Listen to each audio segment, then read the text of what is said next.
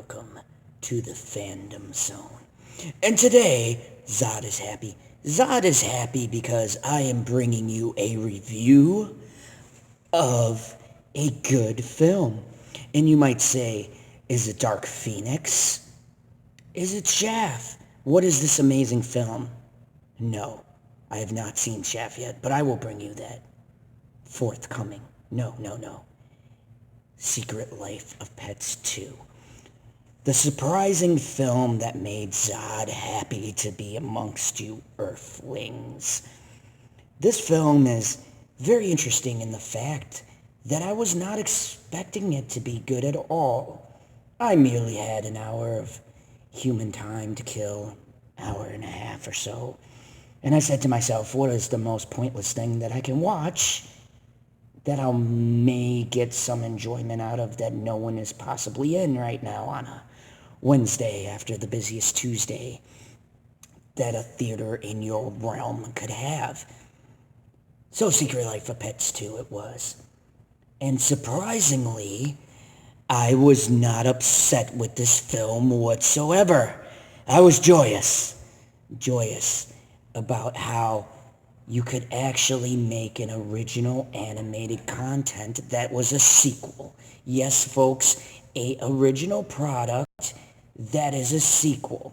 Because this film does everything that a sequel should do in a movie, and it makes it better. Now, Rotten Tomatoes and the rest of the shills will tell you that this is not a good film because it doesn't sport the fancy labels that it wants it to have. And you know something? This is why I hate your aggregate site of Rotten Tomato, because it is indeed more rotten than my plans that I have to destroy Kal-El and all of his friends over at the Justice League. No, this film is true to what it is.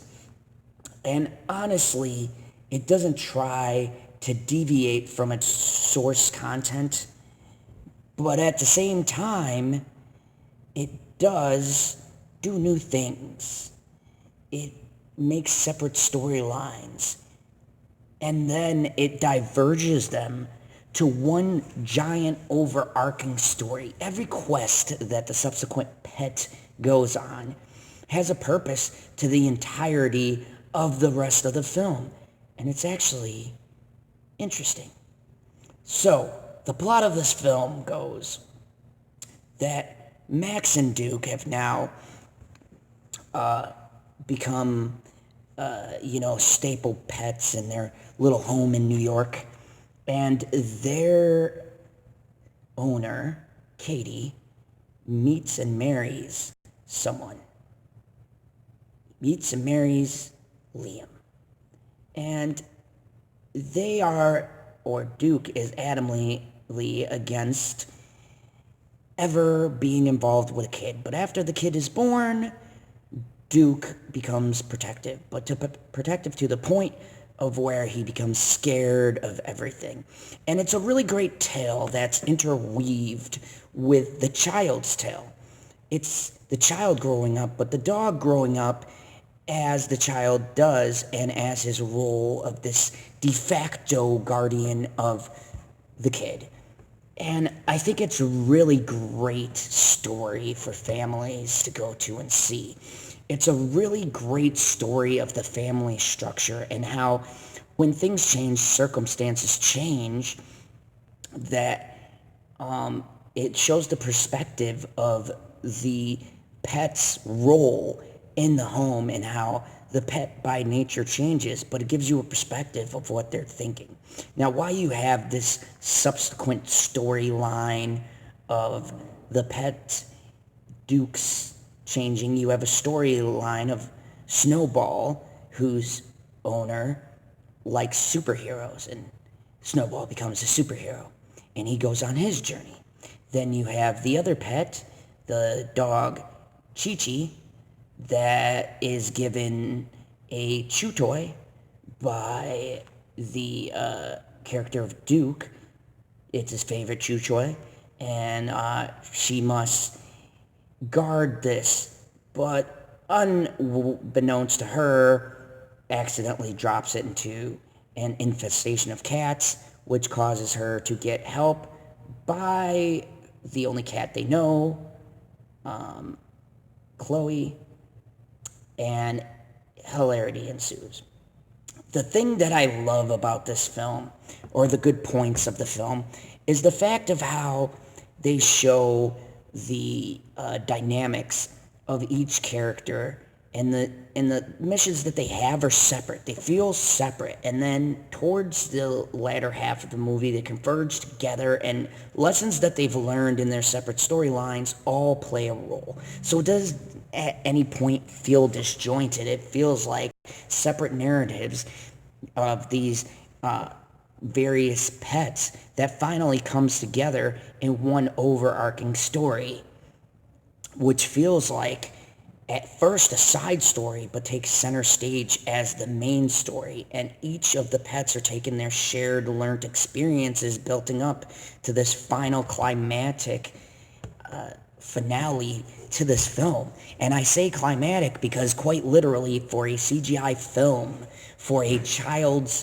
film, it really doesn't feel child. There's adult themes of growing up and accepting things and overcoming fears and things like that. It astonishes Zod that these film directors were able to get the perspective of not only the children but the adults. It could also be woven into the adult world of all these trials and tribulations and learned experiences you have from one thing playing into another thing, and it is glorious to see upon the big screen. When I watched this, I laughed, and I had felt general tension for the scenes that had tension. And I must say, the comedy in this was some of it designed for the children and slapstick at times, and at other times there were little nuggets thrown in for the adult viewers that were no doubtably be taking their offspring to see this film. And it was a great thing to see. It was sad that I finally realized why this was number one. But then again, look at the box office. My Dark Phoenix review will be forthcoming. Zod did not like Dark Phoenix. Anyways, this film personifies what Earth dwellers should be making in their movies. This film personifies caring about the material, but having a lighthearted sense of wonderment from a child's perspective of what they want to see. And it also teaches them stuff along the way. And even adults can learn almost life lessons from this glorious tale of these pets. Now I want to highlight some cast members that are in this. You have Louis C.K. as the terrier. He was great. You have Kevin Hart as the rabbit, who is not overdone in this film as he was in the previous film. You have the great Harrison Ford as Rooster. Let me tell you about Rooster. Harrison Ford was amazing in this movie because someone just said to Harrison Ford, act like Harrison Ford and we're going to draw you as a dog. And that's what he did. And my God, if I didn't expect him to give the most rousing speech once I knew he was in the film to Duke to get him going. And he gives a rousing speech. I almost felt as if for as little as Harrison Ford was in the movie, he was almost a crux to Duke becoming the dog he would become later.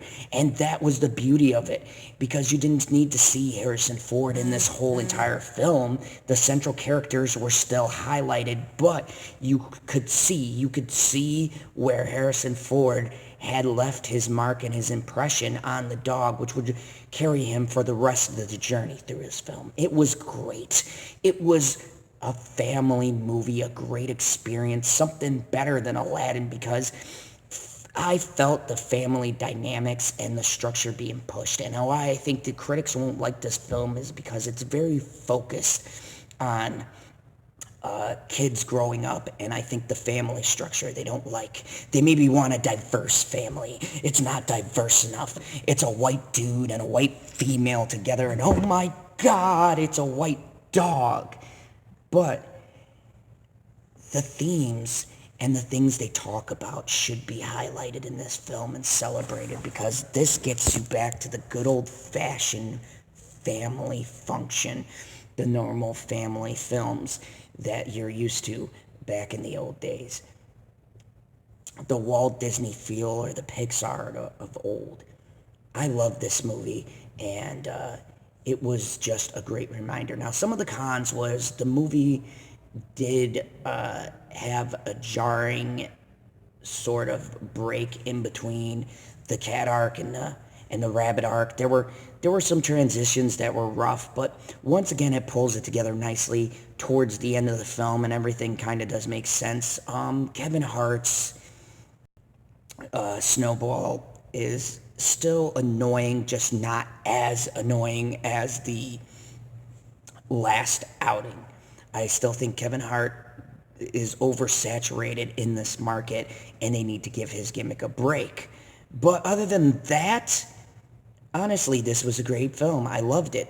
I think that parents should go take their offspring to see this film, and that they'll have a good time themselves, and that everyone, including the adults, will gain some kind of lesson for this movie. So as for the end of my review, do I like this movie? Zod approves. You should go out and spend the money to see this film. It's good for a nice family day with the young ones, and just overall good fun that'll leave you feeling like you saw a great family film. That'll make them bouncy and happy and talk about particular scenes. You'll enjoy the Harrison Ford bits, and you'll come out talking about how great and stellar he was for the short role that he had. This film does hit, and I'm glad to see a #1 film that actually deserves it. But that's it for now. Thank you for coming to the Fandom Zone, and as always, this has been General Zod. And if you like this video, then please hit that subscribe button, or, hit that big thumbs up, and let me know I'm doing some good quality videos. Until next time, Kryptonians, remember, you have been here in the Fandom Zone, and kneel before Zod. If you like what you see, hit that like button. And also, if you're new to the channel, please smash that subscribe button. Thank you.